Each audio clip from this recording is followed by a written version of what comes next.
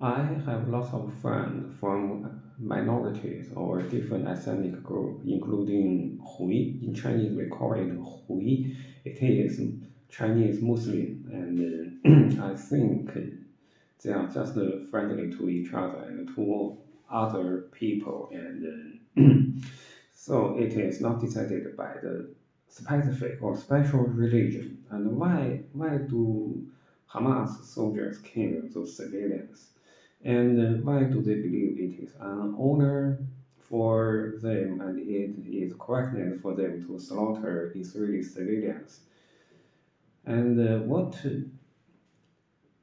how do they become terrorists? That is the point to discuss. And I believe it is not decided by a religion, it is decided by their misled concept or misled thought or misguided thought. And I believe that is the key point. And I have to say that judging from the history, both Arabian and Israeli lived in the promising land for thousands of years. And the history has already witnessed their comes and goes, and their living, their coming is recorded in history. But I have to say that history is the past, it is not the current situation, such as China was ruled by Mongolian and it had a vast territory. So, can we recover that territory? Of course, I know that is impossible and completely ridiculous. So, the ancient territory does not make any sense to modern times. It is the past. People began to have the thought about territory since the Treaty of Westphalia or during the Napoleonic Wars, and it almost spanned 200 years from 17th century to 19th century to deliver the concept of country and territory. So as in China, as we always say the term since the ancient time. Okay, it is very common for our Department of Foreign Affairs, such as some kind of territory belong to China since the ancient time, but it is the past. It is not the modern times. So people from different ethnic group with different faiths, they have to reach consensus on land and territories, then it can give reasonable explanations to borders and countries. But before the Treaty of Westphalia in 1648, Palestine was not a country. The land was occupied and controlled by Ottoman Turkey, but Ottoman Turkey was defeated and began to collapse after the World War One, and then it successfully turned into a secularized regime, and Palestinian was placed under the British mandate by the League of Nations. So, from that history, we could know that Palestinian was never a country. It is nothing but a name of a place. But I want to mention that Israel is a country, and in that country, Jewish and Arabic are the name of two different ethnic groups who are living in the same land, including Hamas and Al Fatah.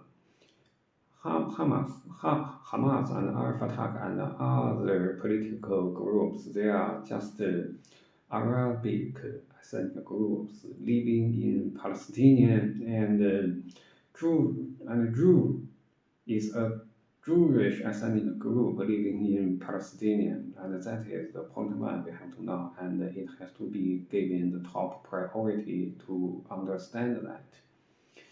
Okay, if Hamas claims that they are the master or the owner of the land, that will be wrong, and if they want to terminate all the Jewish and they want to neutralize the countries established by Jews, and if they say they only accept a Palestinian as a country, that is completely wrong because history tells you a different story. And if you really think, if you really think so, you do not deserve it, and you have no country here, you have no living room here, and you do not deserve a country because you have nothing, you have no knowledge about history and modern politics and humanity. You are just barbarians, and that is the situation. So, if we want to solve this problem, we have to know the history, the current situation, and the future development. And judging from history, especially during human beings' development for civilization, it leaves no room for the evil, but you are the devil.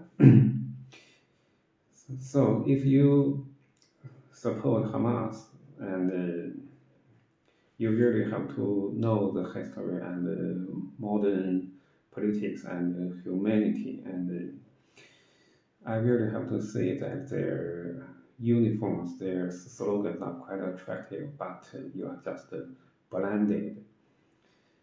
In China, we could always see some videos that some Chinese people shouted free Palestinian farmland to the sea. Okay, which land and which sea? Where is Palestinian and where is Gaza? If you ask them, they really have no knowledge about that.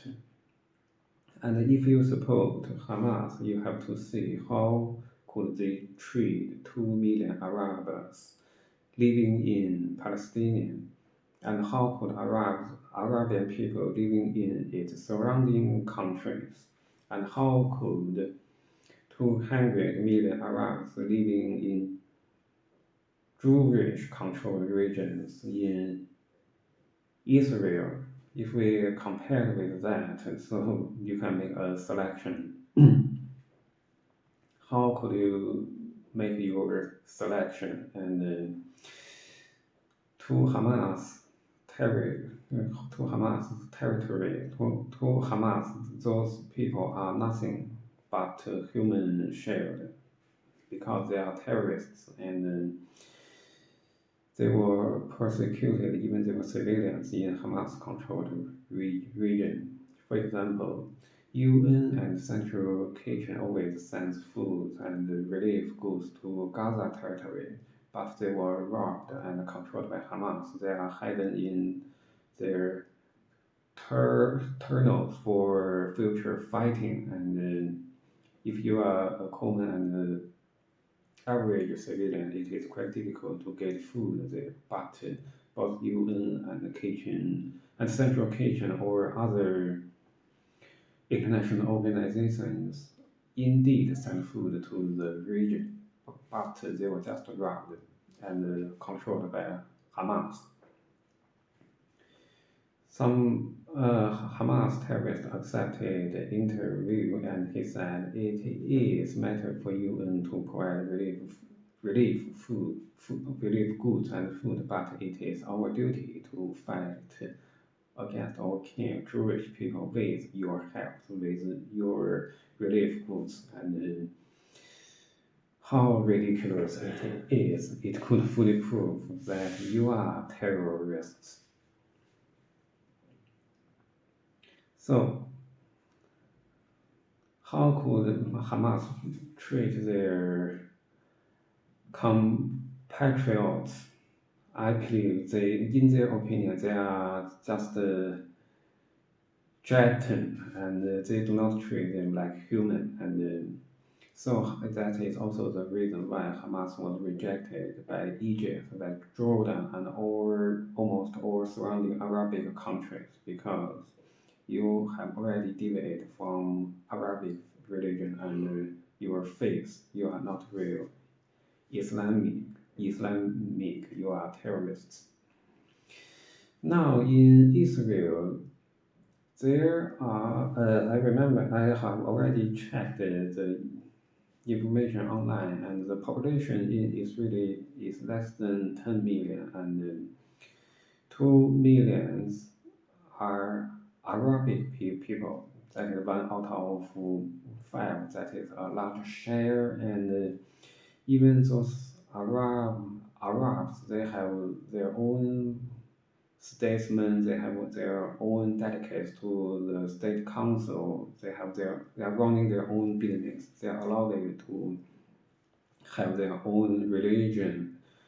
Their life in Israel is stable, and even it is unnecessary for them to serve in army. But as we all know, Israel conducts compulsory military service for both male and female, except Haredi and Arab. So your livelihood in Israel is quite agreeable and enjoyable. And for those common people in the civilized and modern world, the Israeli government could really make them benefit from it. That is an obvious phenomenon, and you can make a choice if you want to live in Palestinian, or you really have to think it over. Do you select Hamas, or do you select the Jews, the Jew, and they have quite different policy and quite different control, and that is the question to think. How could the government treat you? How could the ruler think of you? And that is the point.